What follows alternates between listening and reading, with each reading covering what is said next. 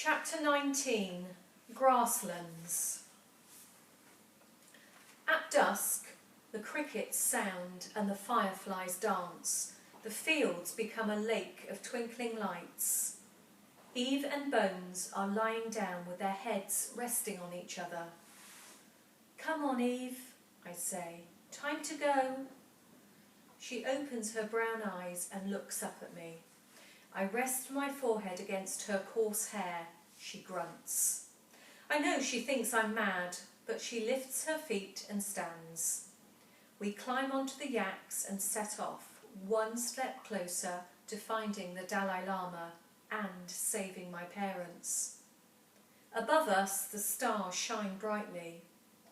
"We live on the roof of the world," says Sam. Mum always says that you couldn't get much closer to the stars than this. When India collided with the rest of Asia, the mountains were pushed up out of the earth towards the sky. I'm thankful to be on Eve, above the grasses swirling with humming bugs and snakes. "I thought there'd be something important in the backpack," I say, "but there's only the leaflet and that letter." "What letter?" asks Sam. "Let me see." He slows Bones and we stop. He shines the torch through his fingers to limit the light and stares at the writing. "Dad's name isn't Rinchen," I say, confused by the signature at the end. "It's Sonam." "This isn't a letter, Tash," whispers Sam. "It's a secret message." My breath catches. "How do you know?" I ask.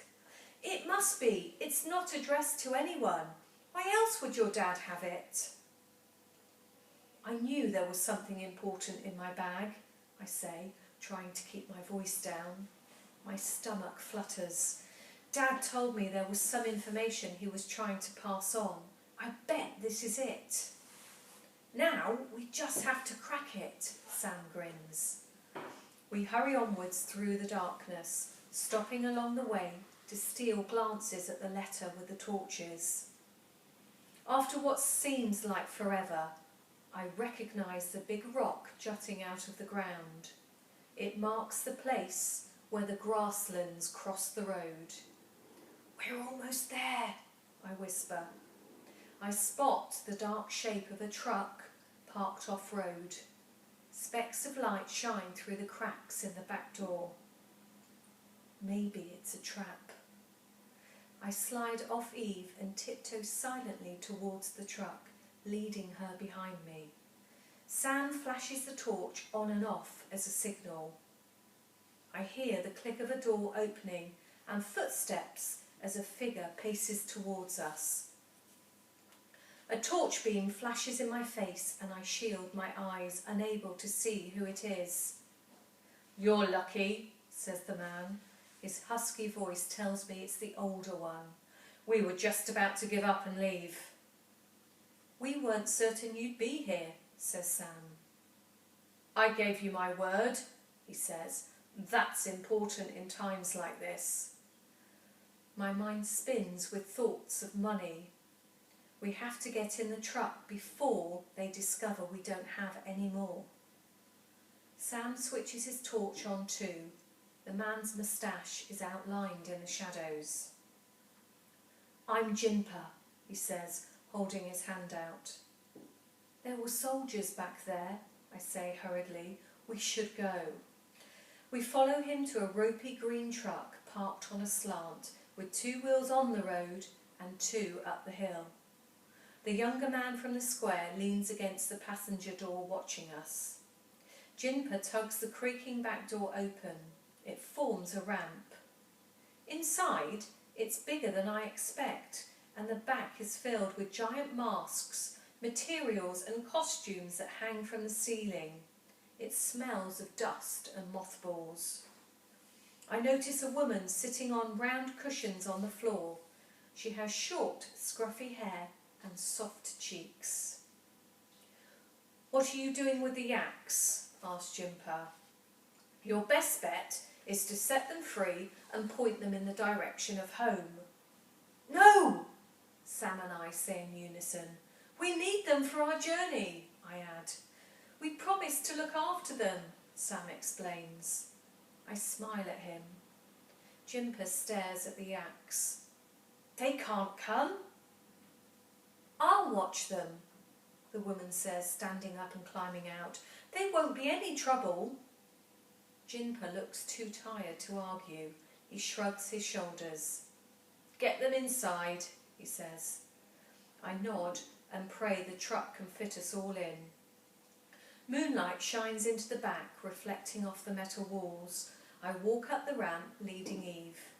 She takes one step and stops. I tug at her gently. She tosses her head from side to side and tries to turn around. The lead slips out of my hand and she backs away. Let's try Bones, says Sam quickly, leading him up to the truck. This time I stand behind Bones and push his back. He's not budging. I lean my body weight against him. I try again to get Eve inside the truck, but she increases her protests, stamping her front hoof, eyes wide and nostrils flared. You'll have to leave without them, says Jimper. I think of Manny. The journey across the mountains seemed impossible without the yaks. I sink back against the truck side. We're not waiting any longer, hisses Jimper. You have to, I say. I'm not leaving without the yaks. Then we'll leave without you, Jimper sighs. He steps up into the driver's seat and starts the engine. Chapter 20. Escape. Tash, get the yaks inside. Sam sprints to the front of the truck. He stands in the middle of the road, placing his hands on the bonnet. The engine revs. Be careful, I shout. I try to think straight. A yak is used to the grasslands, miles and miles of open space. Being forced into a truck must feel like being trapped. If they can't see, maybe they won't be as scared. I rip the bottom of my skirt. The woman rushes to help me.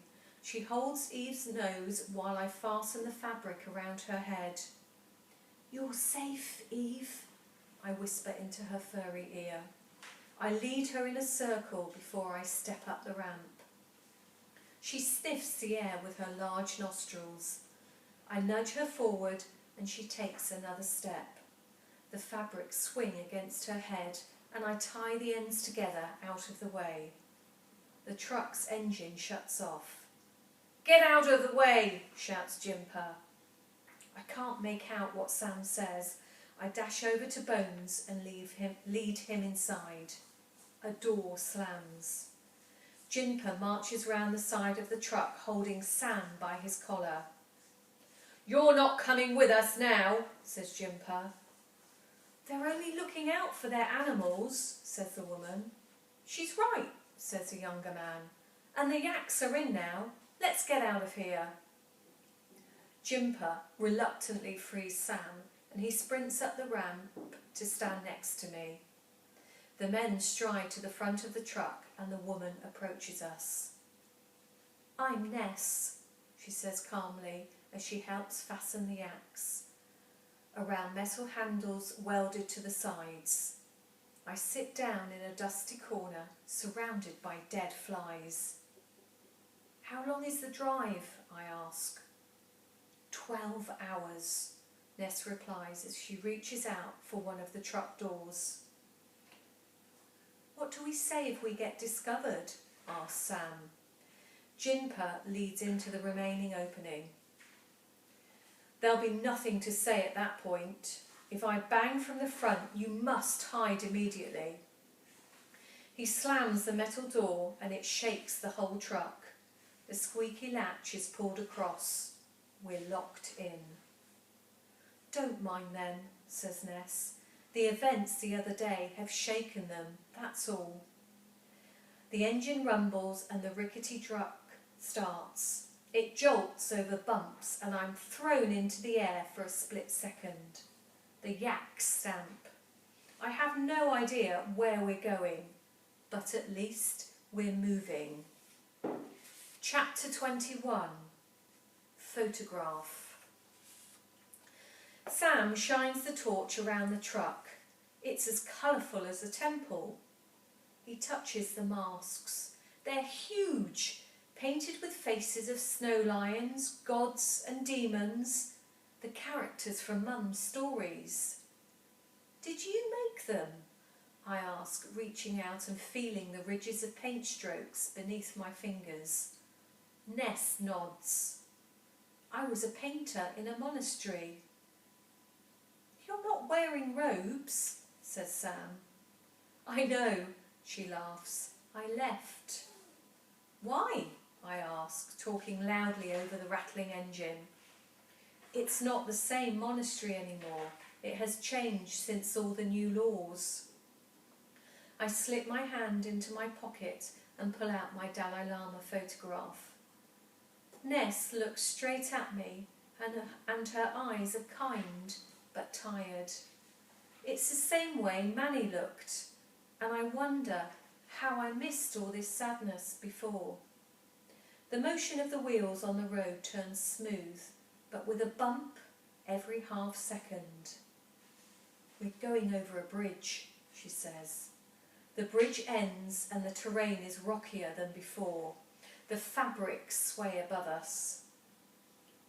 My friends made the journey, says Ness. My sisters from the monastery. To India? asks Sam. She nods. I know the way. I memorised the map in case I wanted to join them. Have you heard from them? I ask. There's no way of getting information over the border, but I think they made it safely. I can feel it, she says. Several hours later, we stop to eat. The door creaks open and I climb out next to a river. We take it in turns to lead the yaks back and forth to exercise on a grassy bank. Have you had any more ideas about the code? I whisper to Sam. He shakes his head. Come and eat, says the younger man, ushering us back to the truck.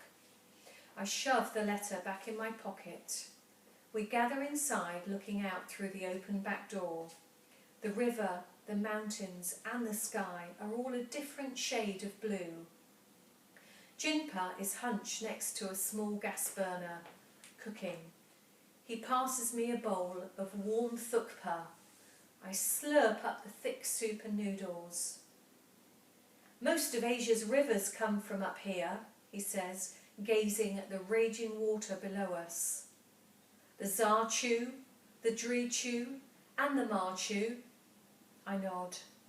I know that the rivers begin as glaciers before flowing into India, Thailand or China. We need to drop them at the base of the path to India, next to the river, says Ness. Well, that's easier than trying to sneak them and two huge yaks into Lhasa, Jinpa smiles. I sidle closer to the burner for warmth and watch the flame roar. I smell the gas and feel the heat. The vision around the corners of my eyes dissolves. I see a man within the centre of the fire and watch the flames billow around him.